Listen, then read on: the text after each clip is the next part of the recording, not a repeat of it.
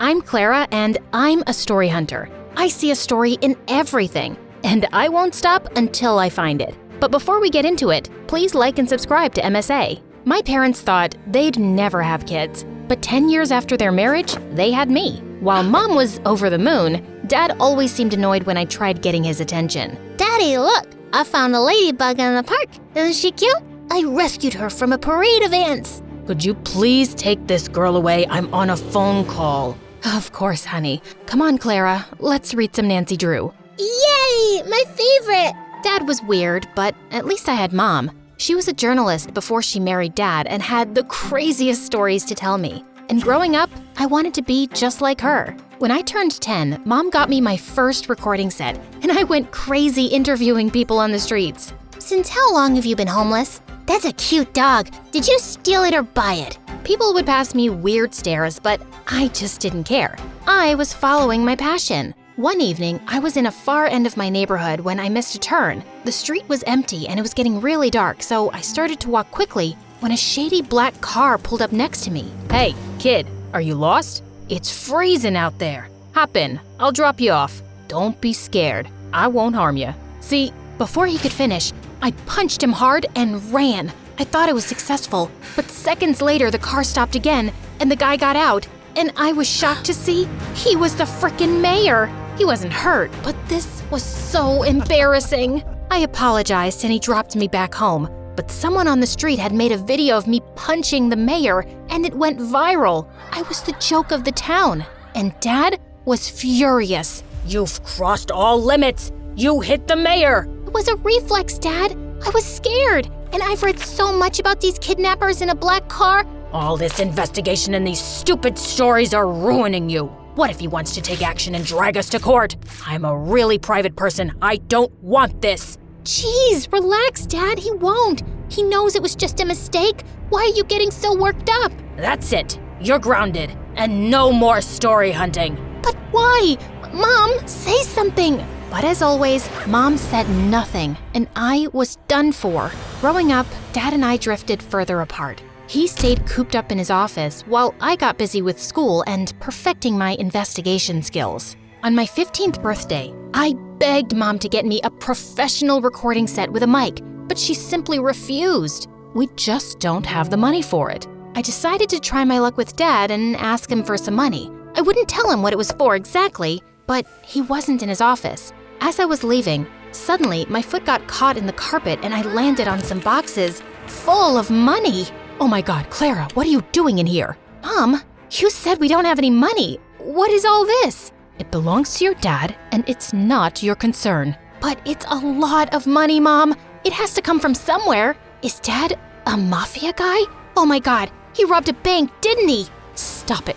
Please, Clara, you don't understand. You need to leave, now. And don't say a word about this to anyone, least of all your dad. Promise me. Something was definitely fishy, but I'd never seen Mom so serious. So I did what she said. I wanted to know more, but I just didn't get the chance to go into Dad's study again. Soon, I got busy with school and forgot all about it. One time in 11th grade, Lena, the head cheerleader and the most popular girl, walked up to me. I heard you can uncover any truth in the world. Is that true? That depends on what kind of truth you want. Well, don't tell anyone, but I think Nick's cheating on me. Who's Nick? Do you live under a rock? Nick's my boyfriend. He's the captain of the football team. Got it. What about him? I just told you. He's cheating on me, and I want you to find out the truth. Oh, yeah. Leave this to me. Be careful. He's a very good liar. No liar can ever hide the truth from the world's greatest investigator. Go and chill, kid. I got this. I started following Nick around everywhere, but I couldn't find any dirt on him. Until one day, I saw him sneak into the coach's office and saw him making out with another girl. I waited till he left without noticing me, and then, right in the middle of the cafeteria, I made him pay. I dropped an entire carton of milk all over his head. What the heck? What do you want, weirdo? Listen up, everyone. This jerk right here cheated on his girlfriend. No, I didn't. I knew you'd say that. Here's the proof.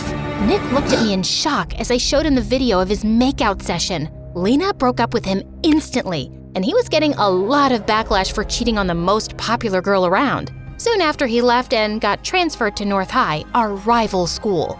After that, Lena and I started hanging out and became besties. As much as I liked having her around, her band of cheerleaders annoyed me. Especially this girl, Wendy. Lena even had a YouTube channel with her where they ran gossip sessions and fashion advice. You know, I was thinking, why don't we add Clara to the channel? Why, so we lose all our followers and our popularity? I don't think having 5 followers makes you popular. But then again, what do I know? Stop it, you two. Clara is a professional. You saw what she did with Nick, and with her brains and cool stories and my beauty tips and styling, we'll be so much more popular. We'll be like Daphne and Velma. Who? Scooby-Doo? Forget it. We should totally do it. I joined the YouTube channel soon after, and we started with collecting scoops on everyone in school. Within a few months, we hit 1 million subscribers. I was happy, but Lena was on cloud 9. Her popularity was through the roof, and she loved the attention. We got invited to every party in town, and she would drag me with her even when I didn't feel like going. One day I was at her house getting ready for a party when Wendy made a snarky comment. Do you always have to dress up like a homeless person?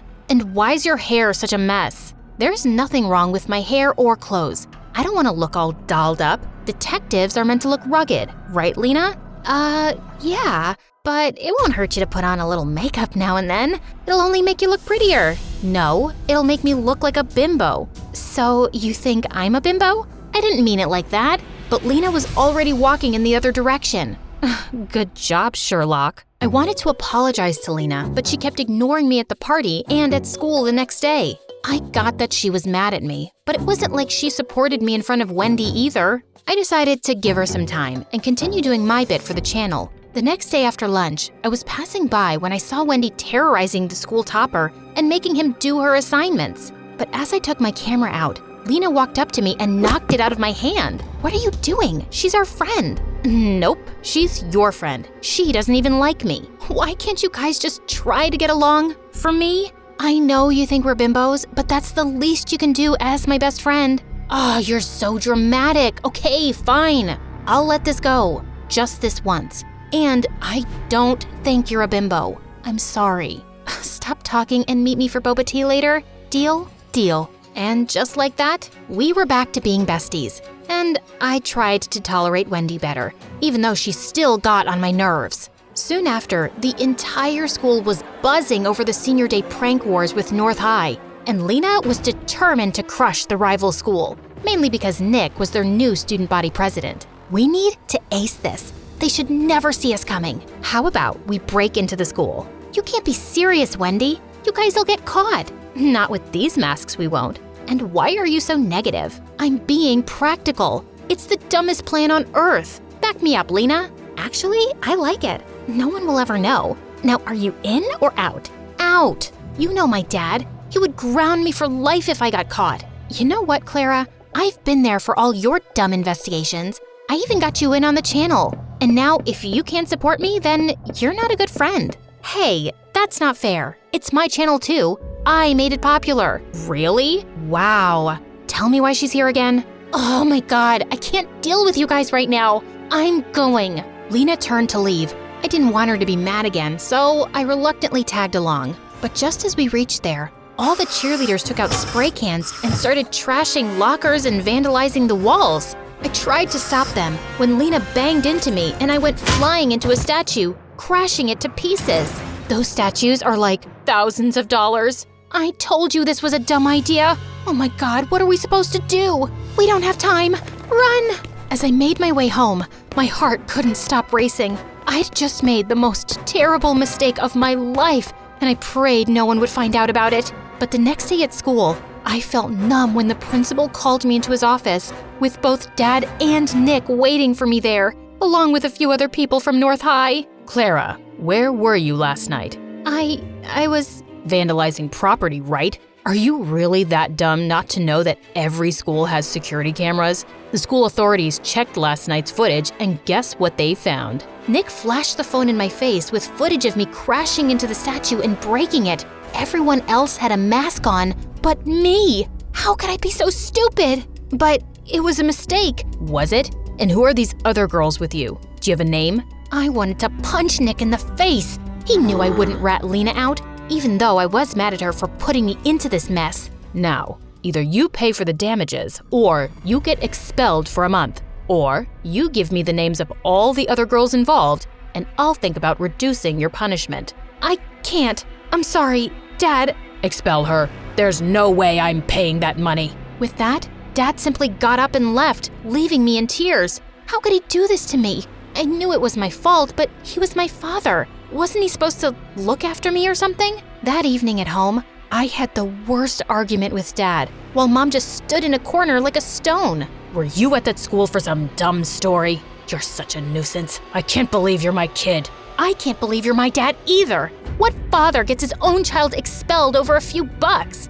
You never supported me, and you always acted like my existence bothers you. And it's not like you're so perfect yourself. What do you even do, Dad? How do you really make money? How dare you talk to me like that in my own house? I don't have to take this. Mom, are you just gonna stand there and say nothing? The suspension will go down on my record. How can you be such a coward? What is she gonna say? Listen to me, kid. You better stop throwing tantrums and do as I say, or you'll be out of here. I wanted to scream in Dad's face, and I felt angrier at Mom for being quiet. That night, I felt the most alone I'd ever been. The worst part about this was I couldn't talk to Lena either, even though she'd tried calling me 1,000 times. That night, I slept with the worst headache of my life. And the next morning, I woke up to loud noises and Lena shaking me like a mad person. Wake up, dummy! Wake up! Fine, I'm up. What is that noise? Get dressed and come out. Your mom needs you. It's your dad. He's been arrested. Arrested? For what? Just come down. I rushed downstairs, and I was shocked to see our entire yard was surrounded by police cars and reporters shoving cameras in my face, asking a million questions all at once. How does it feel to be the daughter of a lying thief? Did you know about your father's crimes this entire time? Oh my God, what was happening? Just then, I spotted Mom talking to one of the reporters. Mom, what's happening? And why is Lena saying that Dad's been arrested? What Mom told me next shook my entire world. Your father is a criminal, Clara. He was laundering money from his company to fake accounts abroad. I just knew it. That's what all the money was for, right? Yes. I didn't say anything because I wanted to protect your dad. But what's the point of saving his sorry butt when he couldn't even stand up and protect his daughter? So I told the police everything. I even gave them evidence. I don't want to live like a coward. Mom, I'm so proud of you. And I'm sorry for calling you that. It's okay. I know it was a lot for you. Now, let's start afresh. Talking about a fresh start, can we be friends again? I miss you, and I'm sorry for dragging you into this mess. Looks like you did me a favor there. If not for you, I wouldn't have been expelled and Mom would have never taken the step forward. So, thank you. So that means we're cool? Well, will you treat me to boba tea later? And keep that Wendy away from me? You got it.